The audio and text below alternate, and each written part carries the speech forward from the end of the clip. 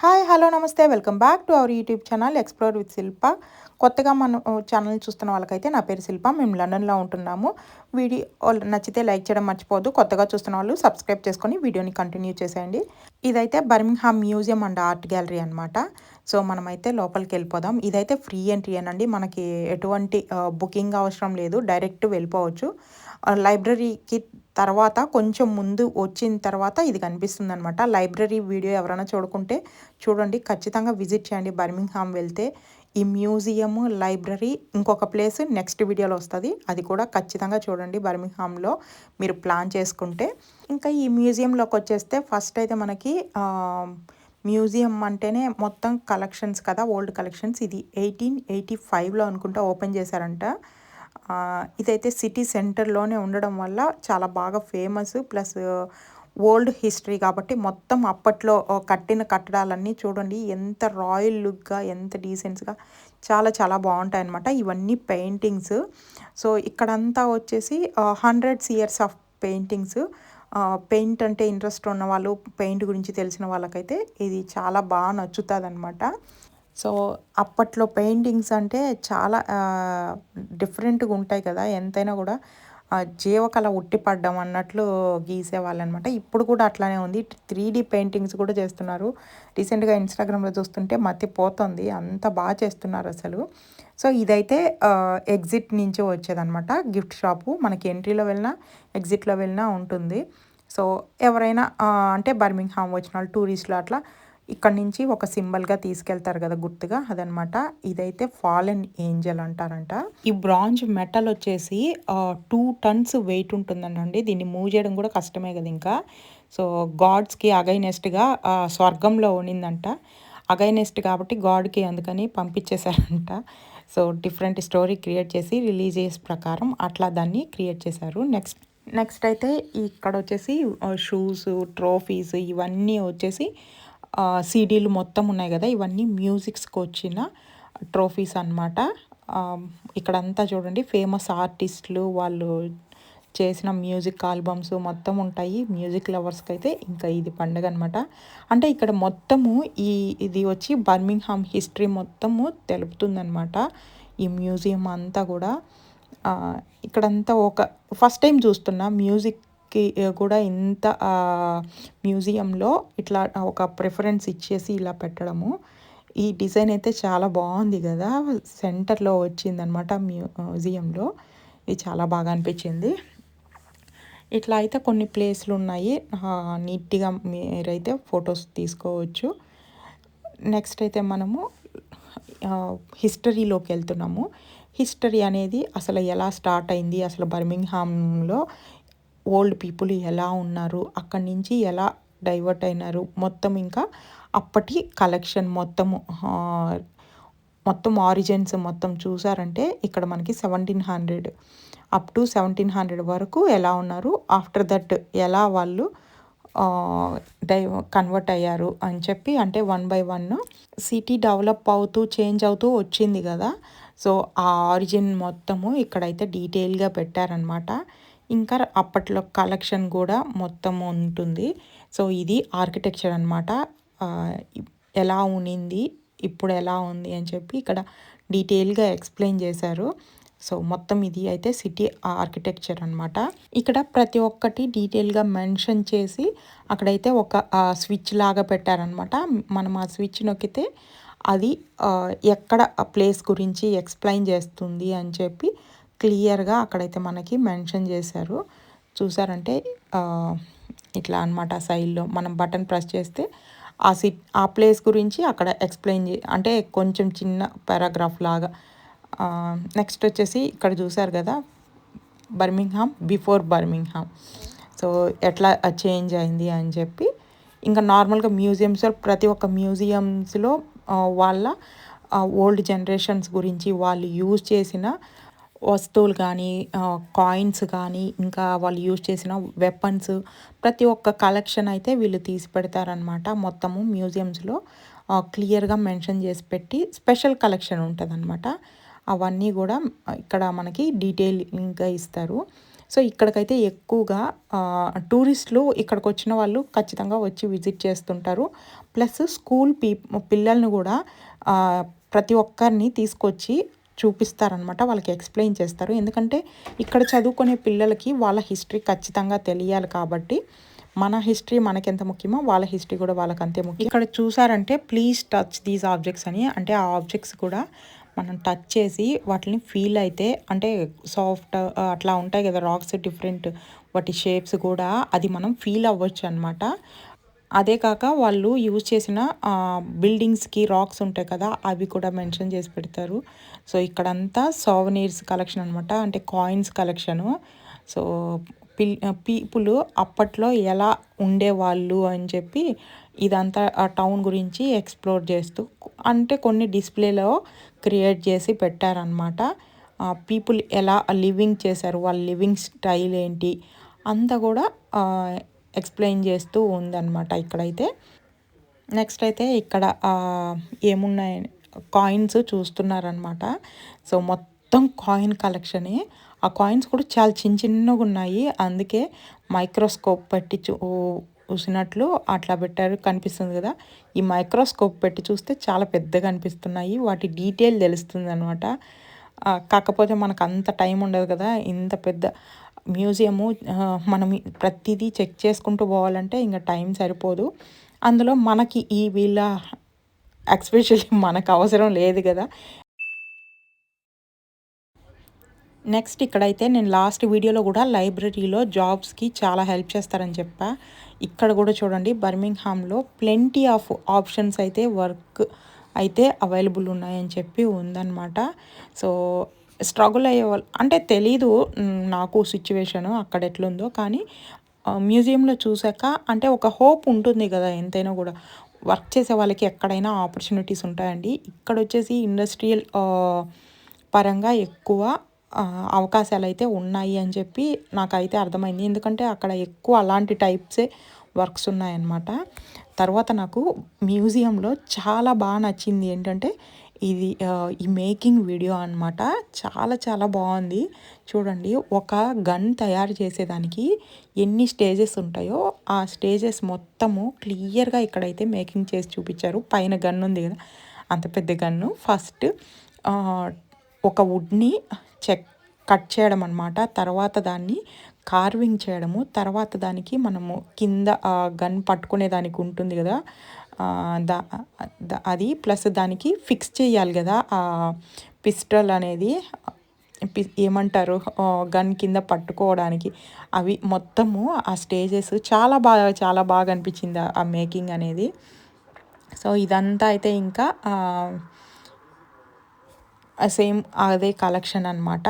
ఇంకా ఇక్కడైతే అప్పట్లో యూజ్ చేసిన కాయిన్ ఫేస్ ఏంటి అని కొన్ని పజిల్స్ అనమాట, పిల్లలకి అక్కడక్కడ పజిల్స్.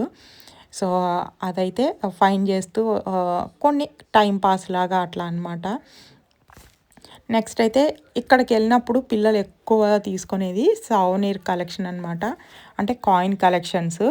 సో ప్రతి మ్యూజియంకి వెళ్ళినప్పుడల్లా మా బాబు అయితే ఆ కలెక్షన్ చేస్తాడు. ఎందుకో తెలియదు, నాకైతే 2 pounds అట్లా ఛార్జ్ చేస్తారనమాట. సో సరే తెచ్చుకో, వాళ్ళకి ఒక్కొక్కరికి ఒక్కొక్క ఇంట్రెస్ట్ ఉంటుంది, సరే అని చెప్పి నేను వదిలేస్తా. మీ పిల్లలకి మీకు ఎవరికైనా ఉందా అలాంటి కలెక్షన్ అలవాటు? సో కానీ అప్పట్లో కాయిన్స్ మనవి కూడా అన్నాలు పైసలు అలాంటివి చూస్తే నాకు కూడా అయ్యో బాగుంటాయి కదా ఇలా కలెక్షన్ ఉంటే అనిపిస్తుంది. కాకపోతే అవన్నీ సేవ్ చేసే ఓపిక ఉండాలి, వాటిని సేవ్ చేసే ప్లేస్ కూడా ఉండాలి జాగ్రత్తగా. ఇప్పటికే మ్యూజియం గురించి నేను చాలా ఇన్ఫర్మేషన్ ఇంకా మీకు కొంచెం చెప్పాలి, నాకు తెలియదు కదా, కొత్తగానే నేను వీడియో తీస్తూ చూడడమే కదా. ఈ కలెక్షన్ అంతా ఇంకా ప్రతిదీ డీటెయిల్గా చెప్పిన మీకు అంటే నాలెడ్జ్ అంటే అందరికీ యూజ్ ఉండదు, ఇక్కడ చదువుకునే వాళ్ళకైతే యూజ్ ఉంటుంది కానీ. సో అట్లా అనుకొని, కాకపోతే మ్యూజిక్ పెడితే ఒక్కోసారి ఏమిటంటే యూట్యూబ్ వాడు ఆటోమేటిక్గా తీసేస్తాడు, లేకుంటే కాపీరైట్ ఇస్తాడు. అట్లా నా వీడియోస్కి మ్యూట్ అయిపోయి ఉన్నాయన్నమాట. ఎందుకు అనవసరంగా రిస్క్, ఏదో ఒకటి మాట్లాడదాము అని చెప్పి అంతేనమాట. సో మీకు బోర్ కొట్టించాలని కాదు. సో నా కలెక్షన్లో అయితే క్లియర్ వీడియో ఉండాలి అనేసి నేను అనుకుంటాను. అందుకే ఇంత క్లియర్‌గా డీటెయిల్‌గా వీడియో తీస్తున్నా. ఎందుకంటే స్కిప్ చేసేసి అక్కడక్కడ పెట్టేసేయొచ్చు. కానీ ఎవరైనా వెళ్ళాలి చూడాలనుకున్న వాళ్ళకి ఇట్లా చూడొచ్చు. ప్లస్ నా కలెక్షన్‌లో ఉంది క్లియర్ వీడియో అని చెప్పి నాకు ఒక తృప్తి ఉంటది. సో, నా సాటిస్ఫాక్షన్ నాకు మెయిన్ ఇంపార్టెంటు. సో, మీకు కూడా ఇంట్రెస్ట్ ఉన్న వాళ్ళు స్కిప్ చూస్తారు, ఫుల్ చూస్తారు. లేదనుకుంటే స్కిప్ చేసుకుంటూ ఫాస్ట్ ఫార్వర్డ్ పెట్టి ఎలా అయినా చూసుకోవచ్చు కదా! సో, ఫుల్ ఉంటేనే బెస్ట్ అని చెప్పి నా ఒపీనియన్ అనమాట. సో, ఇక్కడి నుంచి మీకు బోర్ కొట్టకుండా నాకు జరిగిన ఒక ఇన్సిడెంట్ అయితే చెప్తాను. ఇదైతే ఇంకా మీరు వీడియో చూస్తూ ఉండండి. నేను నాకు జరిగిన ఇన్సిడెంట్ గురించి చెప్తాను. ఏమైందంటే ఇక్కడి నుంచి మేము ఇంకా రిటర్న్ అయిపోయాం. ఈవినింగ్ అయిపోయింది. ఈ మ్యూజియం అంతా చూసేసరికి మ్యూజియం చూసేసి సిటీలో కొంచెం సేపు తిరిగామన్నమాట. షాపింగ్ సెంటరు అటు ఇటు తిరిగాము. షాపింగ్ ఏం చేయలేదు.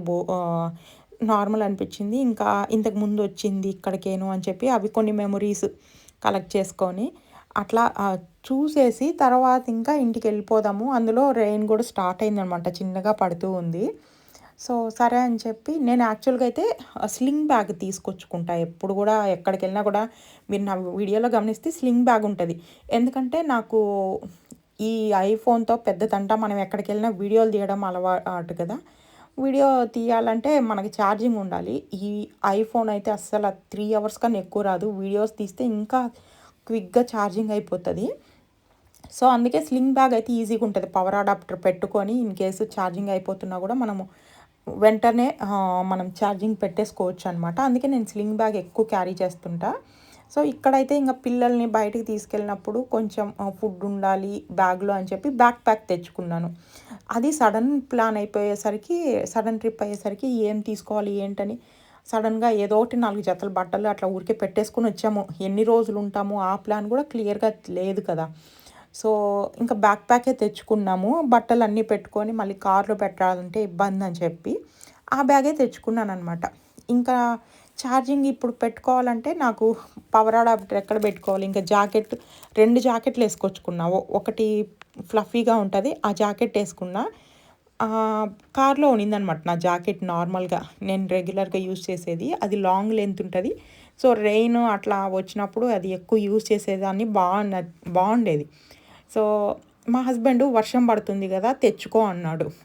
నేనసలు వేసుకోలేదది వచ్చేటప్పుడు.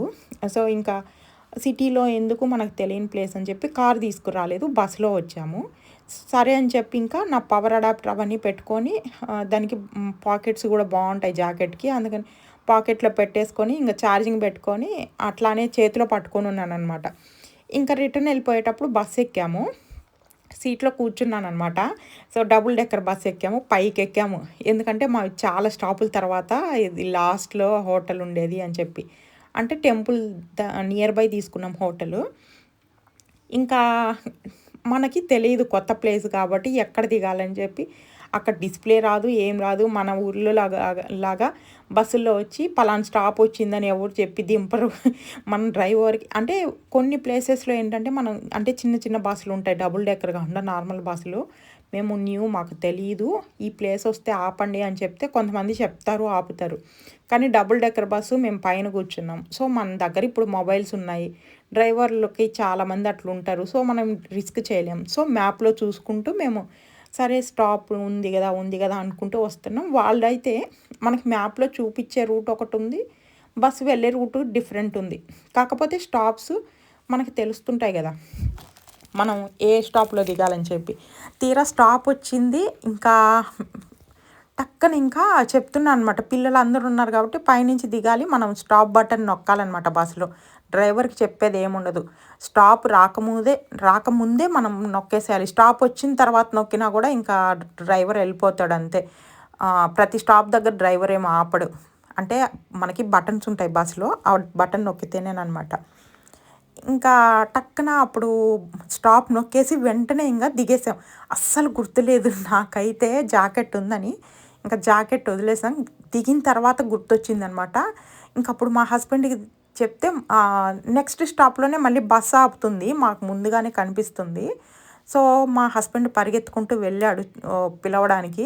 వాళ్ళు వన్స్ స్టార్ట్ అయితే అస్సలు ఎవరో పరిగెత్తుతున్నారులే అని కూడా ఆపరండి అసలు. ఇంకెళ్ళిపోయినారనమాట. సో బస్ నెంబర్ నోట్ చేసుకోలేదు, ప్లస్ మాకు ఆ బస్ నెంబర్ కూడా తెలియదన్నమాట. సో బస్సెస్కి నెంబర్స్ ఉంటాయి ఇక్కడ. సో ఆ బస్ నెంబర్ కూడా తెలీదు. ఏంటంటే అక్కడ జస్ట్ స్టాపింగ్లో నిలబడ్డాము, ఎక్కామన్నమాట. ప్రతి బస్సు ఆ రూట్లో వెళ్తుంది అని చెప్పి. సో చాలా చాలా ఇదనమాట. వైర్ పోయింది నాకు. ఆ పవర్ అడాప్టర్ పోయినా సరే ఇంకోటి ఉందిలే అనుకోవచ్చు. వైర్ కూడా పోయిందండి. ఐఫోన్ వైరు, ఒరిజినల్ వైర్ పోతే మళ్ళీ కష్టం కదా. అది చాలా నాకు బాధ అనిపించింది. జాకెట్ పోయినందుకు కూడా బాధ లేదు. పవర్ అడాప్టరు 2 ఉన్నాయి నా దగ్గర. ఒకటి పోయిందనమాట. సో వైర్ కూడా ఒకటి పోయింది. ఇంకా మా బాబుది వైర్ ఉంటే అది యూజ్ చేసుకుంటున్నా. సో ఇంతకుముందు ఒక ట్రిప్ వెళ్తే అక్కడ కూడా ఒక వైర్ ఇట్లానే పోగొట్టేసి వచ్చాను. తర్వాత వచ్చేసి మేము అంటే మనం వెళ్ళి మళ్ళీ చూసుకోవచ్చు. సో మేమైతే సరే అని చెప్పి ఒకసారి కాల్ చేసాము బస్సులు వాళ్ళకి. అంటే ఉంటుంది కదా బస్ స్టాప్ వాళ్ళకి కాల్ చేసాము. ఇట్లా మేము పలానా స్టాప్లో ఎక్కాం, పలానా స్టాప్లో దిగామని. మనకి ఇక్కడ అక్కడ ఏంటంటే రిసిప్ట్ కూడా ఇవ్వరు బస్సులో. కొన్ని బస్సెస్లు ఇస్తారు, ఇక్కడైతే బస్సులో రిసిప్ట్ కూడా ఇవ్వలేదు. సో జస్ట్ స్కాన్ చేసాము అంతేనమాట. ఛార్జీ కట్ అయింది, అమౌంట్ కట్ అవుతుంది అంతే. సో దట్స్ ఇట్ అనమాట. ఇంకా వాళ్ళకి కాల్ చేస్తే వాళ్ళు ఇంకా బస్సెస్ రాలేదు, సో బస్సులు వస్తే చెక్ చేస్తాము అన్నారు. సో అది మళ్ళీ వెళ్ళిన బస్సు మళ్ళీ రిటర్న్ అయ్యి మళ్ళీ సిటీకి వెళ్తుంది. సో అది కూడా చూద్దామని చెప్పి పాపం మా హస్బెండ్ అయితే దాదాపుగా 3 అవర్స్ బస్ స్టాప్లోనే నిలబడ్డాడనమాట. అంటే వెళ్ళిన బస్సు మళ్ళీ రిటర్న్ రావాలి కదా సిటీకి అని చెప్పేసి. సో ఆ బస్ నెంబర్ ఏంటంటే వెళ్ళిన ప్లేస్ నుంచి మళ్ళీ రిటర్న్ వెళ్ళాలంటే మళ్ళీ బస్ నెంబర్ మార్చుకుంటుంది. అది బాగా కన్ఫ్యూజ్ అయ్యాం. మనకి ఐడియా ఉండదు కదా. సో అవన్నీ చెక్ చేసి అంతా చేసుకునేసరికి బాగా టైం అయిపోయింది. తర్వాత వాళ్ళకి ఫోన్ చేస్తే వాళ్ళు వచ్చి ఇంకా బస్ రాలేదు స్టాప్కి అని చెప్పారు. తర్వాత చెక్ చేస్తామన్నారు. మళ్ళీ కాల్ చేసాం లేట్ నైట్. సో మార్నింగ్ చెప్తాము ఇంకా రాలేదన్నారు. మళ్ళీ మార్నింగ్ కాల్ చేసాము. సో వాళ్ళైతే మేము చెక్ చేసాము బస్సులో లేదు అన్నారు. సో బస్ నెంబర్ మాకు తెలియకనో లేకుంటే వాళ్ళకి తెలియకో సరిగా చెక్ చేయలేదు, లేకుంటే ఎవరైనా తీసుకున్నారు. యాక్చువల్గా అయితే వస్తువులు ఎవరు తీసుకోరు. సో ఇంకా మేము కూడా యాక్చువల్గా మనం బస్ స్టాప్కి వెళ్తే ఏదన్నా లాస్ట్ ప్రాపర్టీలో ఉండొచ్చు. కాకపోతే మనకి ఇంకా హోటల్ వెకేట్ చేసి మళ్ళీ రిటర్న్ వచ్చేయాలి కాబట్టి ఇంకా లైట్ తీసుకొని ఇంకైతే వచ్చేసాం. ఇంతే అండి వీడియో బోర్ కొట్టకుండా ఈ ఇన్సిడెంట్ గురించి షేర్ చేసుకుందాం అనుకొని షేర్ చేస్తున్నా అంతే. Thank you for watching.